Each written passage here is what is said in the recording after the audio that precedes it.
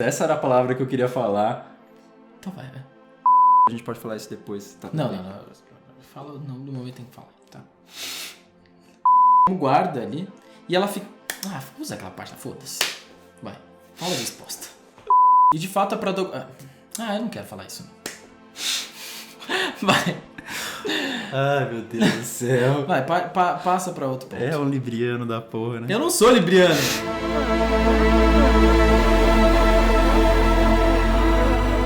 Bom, depois de passar vários meses tentando entender a dor no ventre que a protagonista, né, que a Chloe tem, os médicos dizem pra ela que provavelmente é uma dor psicológica. Por conta disso, ela vai procurar o Paul, que é um psicólogo, um psiquiatra, que ao mesmo tempo que ajuda ela a resolver o problema, se apaixona por ela também. E ela acaba se apaixonando por ele, então aí começa uma relação... Com bastante surrealismo. Sim. E picância em muitos momentos também. Eu gosto bastante do Ozon, inclusive um dos filmes dele entrou na minha lista dos melhores filmes do ano passado. Vejo aqui na cartelinha. Que é o Friends. O Tananã. O Friends meio alemão, com o pessoal França, pega as baguetes e vão subindo lá no sofá, é isso? Exato, não, é um filme bem mais sério, né? E tem um outro filme dele que eu também gosto bastante, que é o Dentro da Casa, que ele brinca com essa coisa do surrealismo, com a psique dos personagens, o que é real, o que não é. E ele consegue trabalhar muito bem essas camadas. Inclusive, a gente vem falando bastante no canal aqui sobre filmes que tem esse tom surreal, né? Inclusive, o tema desse filme, né, o duplo, é uma coisa que permite muito isso, né? Porque a gente tem muito essa questão da identidade, de um personagem olhar para uma outra pessoa e se ver ela mesma nele, mas ao mesmo tempo não ser essa pessoa. Então você tem uma coisa de crise de identidade, sim. Você tem muitas coisas do surrealismo que você consegue embutir nisso. Então, mais uma vez, o horror... comentando questões muito pessoais do ser humano, essa questão de não conseguir se afirmar, muitas vezes paranoia, né? Então, acho que permite muito isso. Inclusive, falar sobre o duplo já é um pouco antigo no cinema, né? Não só no cinema, também como na própria literatura, né? Porque, vamos supor, por exemplo, o Dostoiévski, inclusive o próprio Saramago também. Sim. São pessoas que já escreveram sobre isso, que inclusive originaram filmes adaptados. Edgar Allan Poe tem um conto maravilhoso também que se chama William Wilson, que ele foi também adaptado para o cinema, né, um curta-metragem, que aí ele é um misto de 3 curtas-metragens, e esse do William Wilson foi dirigido pelo Louis Malle. Enfim, eu gosto muito dele, e pra mim esse é um dos melhores filmes que aborda o assunto, que trata exatamente de tudo isso que você falou, dessa paranoia, dessa coisa de não se reconhecer... Enfim, de ter uma realidade distorcida sobre você mesmo. E também, se você for pegar até mesmo diretores mais recentes, né? Na década de 90, o Cronenberg ele fez um filme chamado Gêmeos, Mórbida Semelhança, que em inglês chama Dead Ringers, não tem nada a ver. Mas eu acho que ele discute também, além dessas questões, uma coisa de fidelidade... às vezes a incapacidade de você conseguir ser fiel, então você criar um outro seu para que você pudesse cometer essas coisas sem um peso na consciência ou sem ninguém perceber, no caso, que também é uma coisa que se discute muito no filme do Denis Villeneuve, que é O Homem Duplicado. Tem toda uma metáfora de aranhas também. Inclusive, acho que esse é um dos mais famosos, né, que trata do assunto. E é o meu filme favorito da Villeneuve, embora ele tenha ótimas OPs. É um bom filme. Não vamos exagerar, isso a gente pode discutir em outro vídeo, mas é um bom filme também. Uma outra coisa que eu acho que é interessante nesses filmes de duplo é como eles nos colocam no ponto de vista do transtornado, porque de certa forma, né, todo mundo que sofre desse transtorno de duplicidade é um transtornado. Né? Se a gente fosse pegar esse mesmo plot num filme de drama, provavelmente o ponto de vista seria da pessoa teoricamente sã, ou enfim, um ponto de vista neutro. Obviamente, existem filmes incríveis quanto a isso. Inclusive a Dina Hollands, que faz aniversário no dia que a gente está gravando esse vídeo, fez Uma Mulher Sob Influência, que talvez seja o maior exemplar disso. Mas o que eu quero dizer com tudo isso? É muito interessante a gente se colocar no ponto de vista do transtornado, porque o cinema como uma arte visual consegue expressar isso por todos esses surrealismos que a gente já comentado. Então é muito mais imersivo, né? Bom, mas você falou do filme de drama, né? Essa coisa de mostrar o ponto de vista do próprio protagonista. Mas você não acha que o filme de terror já faz isso o tempo inteiro, assim? Sim, por isso mesmo. Acho que ele faz de uma forma diferente apenas, né? Talvez. Mas, já que você falou dessa coisa, dele conseguir criar o universo dos personagens, entra a minha primeira crítica do filme. Eu acho que ele não faz isso tão bem nesse filme, porque ele não dá tempo suficiente para esses personagens desenvolverem esse conflito. Então eu acabo não embarcando tanto na história. Eu concordo com você, inclusive na parte estética, tem vários momentos em que você tem enquadramentos que são lindíssimos, sim, mas que, ao meu ver, não são necessários para a duração que eles têm, sabe? Eles poderiam ser facilmente cortados que não fariam diferença. Aquela síndrome do cinema um pouco europeu, né? Que Exatamente. tem aqueles planos longos. Mas, assim, por mais que eu concorde com isso, eu também acho uma justificativa pra isso, que eu teria que dar um spoiler, então eu vou falar mais pra frente. Mas segura aí um pouco seu spoiler, vamos voltar um pouco pra parte estética, porque eu acho que esse é um ponto bem positivo do filme, né? Porque a Chloe, a personagem protagonista, ela trabalha em um museu. E é interessante porque lá tem planos muito abertos, é um lugar bastante claro, mas ainda assim eu acho que ele mostra a solidão, porque é um lugar de passagem, onde pessoas ali passam o dia inteiro admirando as artes, mas parece que não vê ela, né? Ela está ali como um item invisível. Ou pior, ela mesma acaba se tornando uma obra de arte, que as pessoas só vão lá pra contemplar, tem um momento de, sei lá, catarse e depois vão embora. Eu não sei se ela seria, nada tivesse acontecido. se ela estaria exposta ali como... Exatamente. Faz até sentido, porque, é isso que eu ia comentar. Porque no começo do filme ela fala que ela era manequim, né? Enfim, ela servia de modelo. Exposta, exatamente essa palavra que eu queria dizer, porque se vocês acompanham o nosso canal, talvez já tenham assistido o vídeo do Trama Fantasma, ou enfim, outros que a gente discute essa questão do papel da mulher, do machismo, Sim, de deslocar da época, às vezes né? a gente concorda e discorda, né? Exatamente. Com Esse filme é um filme que poderia ser muito bem taxado da mesma forma como eu falei lá no Trama Fantasma, que eu acho que de alguma forma usa uma trama inteligentinha pra justificar os abusos que o homem comete com a mulher, mas, mais uma vez, com a questão de spoilers, eu teria uma justificativa que pra mim resolveria isso. Bom, sobre essa questão aí do machismo, tem algumas cenas que eu acho um pouco demais, assim. Por exemplo, tem uma cena de agressão que... Eu sei que esse é um filme de relacionamentos bem intensos, bem carnais, mas aí é uma cena aí de agressão à mulher que eu não vejo muita necessidade de existir no filme. Então aí eu acho que... Ele adota uma estética que o pessoal costuma chamar de quiche, né? Não sei se que...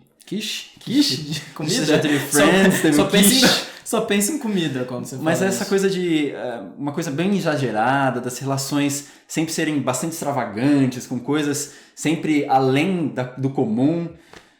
Eu também acho que se a gente fosse ver numa primeira vista, sim, é uma coisa que me incomoda também, mas revisitando ele, tendo as informações do final, eu acho que ainda faz sentido. Bom, pra mim essa cena ela acaba sendo um pouco over, mas eu acho que melhor do que a gente pra dizer seriam as mulheres. Então as mulheres que acompanham nosso canal e assistiriam o filme, por favor, comentem aí o que vocês acham, se concordam ou discordam com a gente. Vou tentar dar uma justificativazinha aqui com... Diga. Só que nem eu disse, a gente vai ter que entrar em spoilers, então se vocês não assistiram ainda esse filme... Pule pro tempo que está indicado aqui, que a gente vai comentar mais algumas coisinhas no final. Mas para eu falar essa minha justificativa, a gente precisa explicar um pouco da interpretação que a gente teve do final do filme. Certo.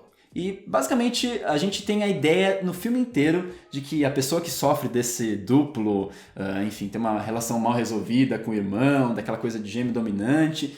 é o cara. Mas no final do filme a gente entende que, na verdade, quem tinha tudo isso era a mulher. Era a mulher, E que, de certa forma, o que acontecia era que ela projetava meio que as inseguranças dela para as relações que ela tinha no cotidiano. E é uma insegurança aí que permeia em todos os âmbitos da personagem, né? Porque ela tem problemas com a mãe, não consegue se relacionar muito bem com ela, e a gente também não consegue entender muito bem qual é essa relação das duas. Parece que é meio que um medo do julgamento dela, né? Que até em certo momento a mãe chama ela de putinha, né? Sim, e também parece que ela não consegue se entregar muito bem ao relacionamento que ela tem com o namorado dela, né?